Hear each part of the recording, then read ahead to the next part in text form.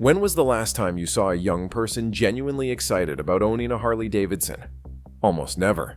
And that silence tells the entire story. There was a time when this Milwaukee-based manufacturer did not just build motorcycles. It built American identity. Rebels, freedom riders, and weekend warriors all shared the same dream machine. The company rode that cultural momentum all the way to 50% market dominance and $7 billion in annual revenue. But momentum only lasts if the next generation wants what you are selling. Demographics shifted towards sustainability and technology. Younger riders chose electric alternatives and urban mobility solutions. The aging customer base could not sustain growth forever. The name Harley-Davidson stayed recognizable, but the cultural influence disappeared. So today's question is direct. How did America's motorcycle empire lose an entire generation? And what turned a 120-year success story into a $15 billion lesson about relevance? The story of Harley-Davidson begins in 1903, when two friends, William Harley and Arthur Davidson, started building motorized bicycles in a humble 10 by 15-foot wooden shed in Milwaukee, Wisconsin. Their ambition was simple: to create reliable transportation for the emerging American middle class. They could not have known that they were laying the foundation for what would become an American manufacturing legend. The fledgling company received its first major boost during World War I. The United States military recognized the tactical advantage of quick, maneuverable transportation and ordered over 20,000 motorcycles from Harley-Davidson. These machines served on the front lines, carrying messages between positions, scouting enemy territory, and even escorting military convoys. Almost overnight, Harley-Davidson was transformed from a small Midwestern manufacturer to a critical component of American military might. When the war ended, something unexpected happened. Soldiers, who had grown comfortable with their military Harleys, returned home, wanting similar machines for civilian life. This created an entirely new market: recreational motorcycling. What had started as purely utilitarian transportation was evolving into something more: a lifestyle choice and a weekend escape machine. The company's early marketing reflected this transition. Harley-Davidson positioned itself around reliability and craftsmanship, even earning the nickname the Silent Gray Fellow for its dependable performance and subdued aesthetics. Advertisements emphasized engineering quality and the distinctly American heritage of the product. This was not just transportation. This was American ingenuity at work. Between the 1920s and the 1940s, Harley-Davidson executed a strategic expansion that would cement its position as America's motorcycle manufacturer. The company established a nationwide dealer network that reached deep into rural America, places where automobiles were still luxury items and motorcycles represented affordable mobility. These dealerships became community hubs, especially in small towns where the Harley logo often represented the only direct connection to American industrial might. By the end of World War II, Harley-Davidson had achieved something remarkable: near complete domination of domestic motorcycle manufacturing. The company had outlasted or outcompeted early rivals like Indian, Excelsior, and Henderson. Harley was not just the biggest American motorcycle company, it was practically the only one left standing. The 1950s marked a dramatic turning point for Harley-Davidson, one that had nothing to do with engineering advancements or manufacturing capabilities. Hollywood discovered the motorcycle, and with it, created an entirely new cultural archetype: the American rebel. When Marlon Brando straddled his motorcycle in the 1953 film The Wild One, he was not just portraying a character, he was creating a template for masculine rebellion that would define generations. James Dean further solidified this connection between motorcycles and youthful defiance, but it was a single film in 1969 that would forever transform Harley-Davidson's position in American culture. Easy Rider featured Peter Fonda riding the now legendary Captain America bike, a chopped Harley-Davidson that became perhaps the most recognizable motorcycle in cinema history. The film's narrative of freedom, rebellion against societal norms, and the open road resonated deeply with a generation questioning authority and seeking personal liberation. What happened next was remarkable. Harley-Davidson became the vehicle of choice for the counterculture.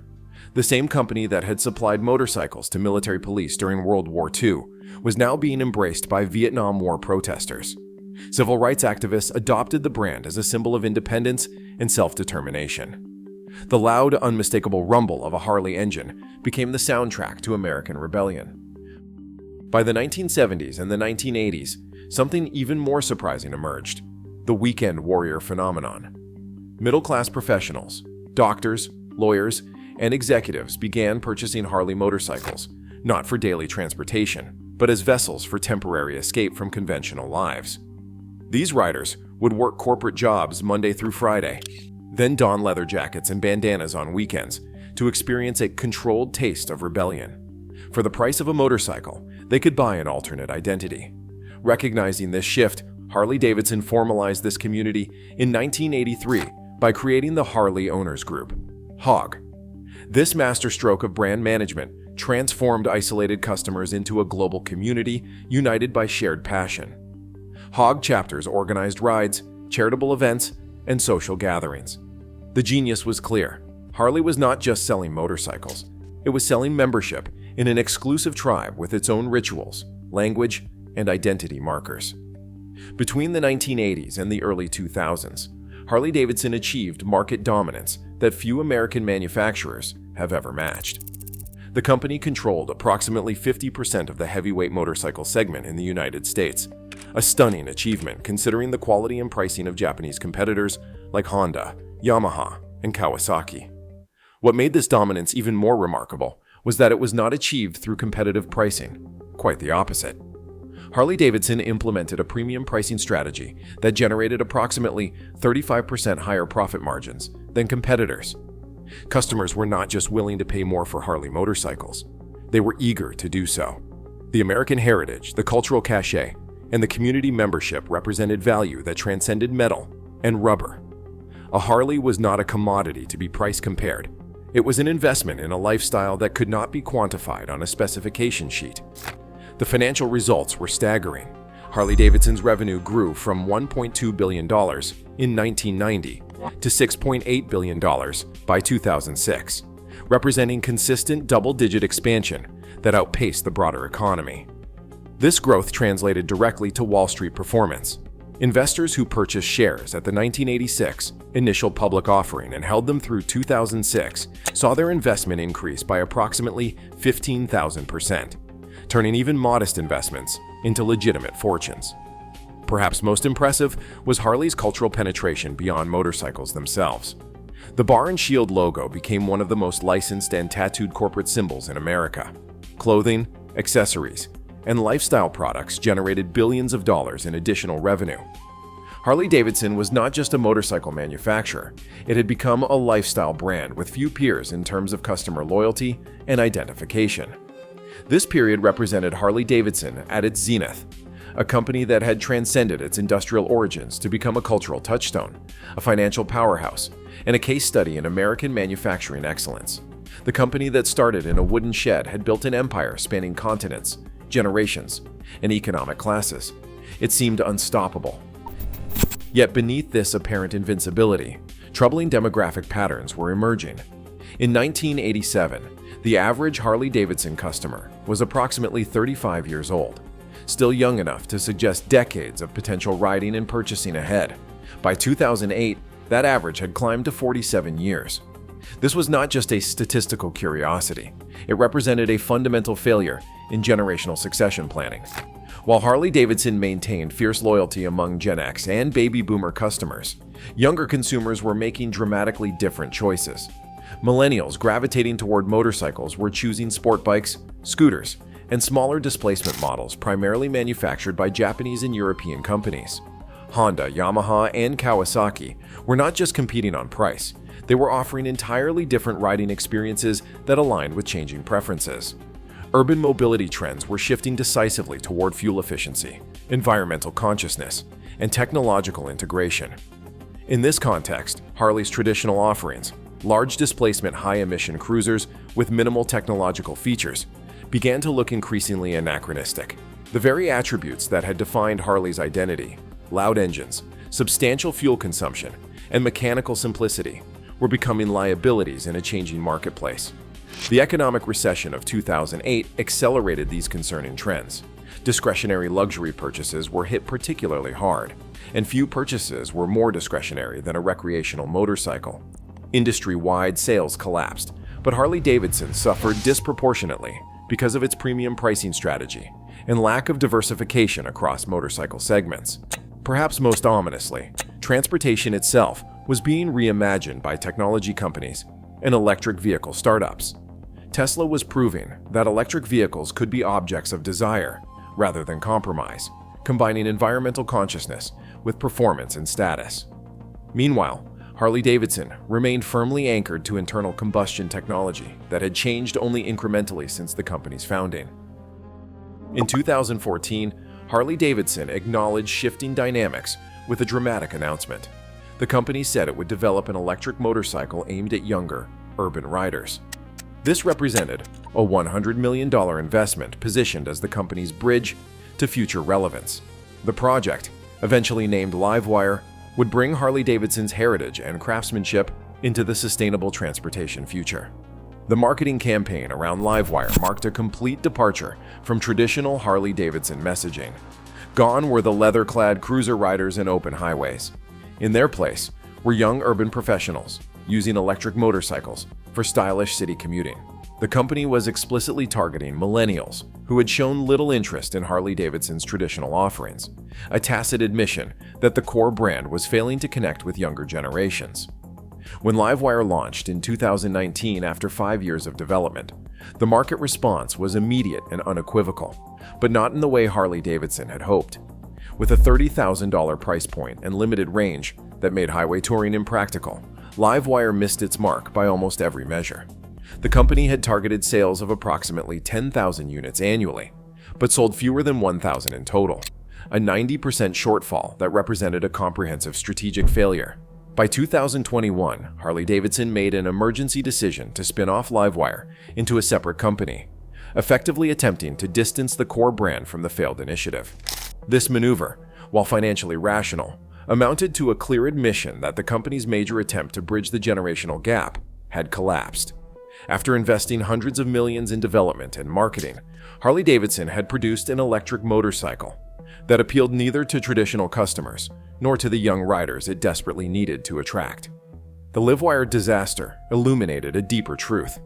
Harley-Davidson fundamentally misunderstood both the electric motorcycle market and the preferences of younger consumers. The company had tried to enter a new category while maintaining premium pricing and traditional business models, a combination that proved unsustainable in a rapidly evolving transportation landscape. With the failure of its primary strategy for generational renewal, Harley-Davidson's market position deteriorated rapidly. Market share in the heavyweight segment fell from approximately 50% to 30% between 2008 and 2020, a dramatic collapse in dominance that had taken decades to build. This decline was not just a matter of increased competition. It represented a fundamental contraction of Harley-Davidson's customer base. The financial consequences were severe. Harley-Davidson's stock price fell approximately 75% from its 2014 peak of $78 to a 2020 low of around $22.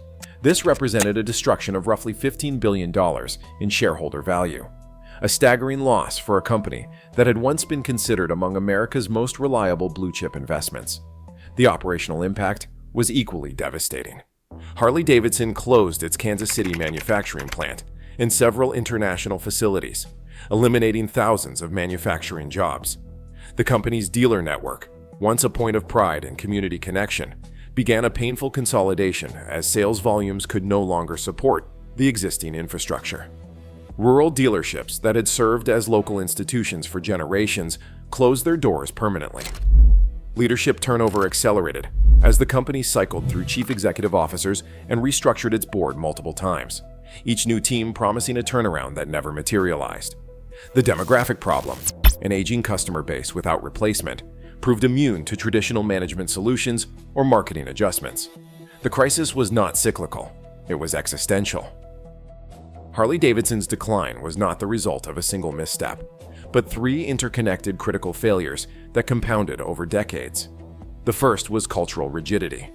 While Harley had built its empire on a specific American identity, freedom, rebellion, and mechanical authenticity, it refused to evolve that identity as cultural values shifted towards sustainability, technological integration, and different expressions of personal freedom. What once made Harley-Davidson distinctive began to make the brand seem stubborn and out of touch. The company confused brand consistency with brand stagnation. The second failure was demographic denial.